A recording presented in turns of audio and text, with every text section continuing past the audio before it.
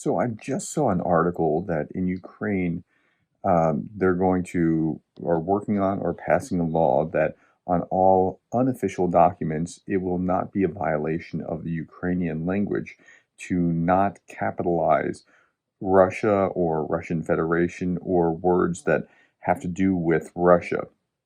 And I saw this about a year ago, maybe a little less than a year ago, where a professor wouldn't, take off points for not capitalizing that, and students had decided that they weren't going to capitalize, and this was their protest. So there's two things here.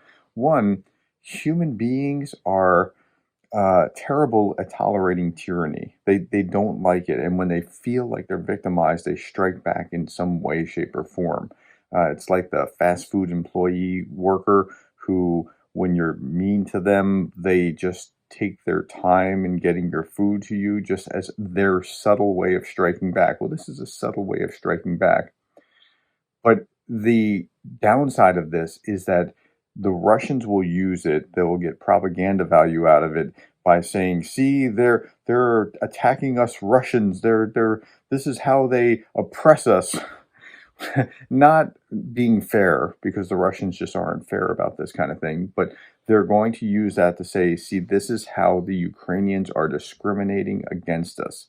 It's completely unfair for the Russians to be doing that, but that's what they're going to do. So you will see, my prediction is that you will see articles, I'll even point them out, in like RT and Pravda and TASS, where they talk about how the Ukrainians, they're so biased against us Russians. Those Nazi Ukrainians are so biased against us that this is how they treat Russia and Russians, not looking at what they're doing in the process to Ukrainians, or how they're tyrannizing or actually literally killing Ukrainian civilians, or teaching Russians to hate Ukrainians in their own textbooks. But it'll be something so simple as not capitalizing letters that they'll seize upon.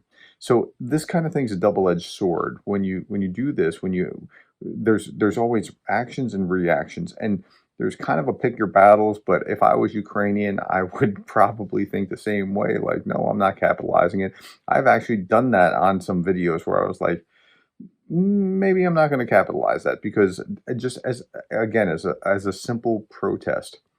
um, and so I saw that article and I flagged that, and I thought, there's something powerful about that. Just this little bit of protest. There's something really powerful about it, that's hard to quantify. All right, that's all that I wanted to share with you. Just that little thought.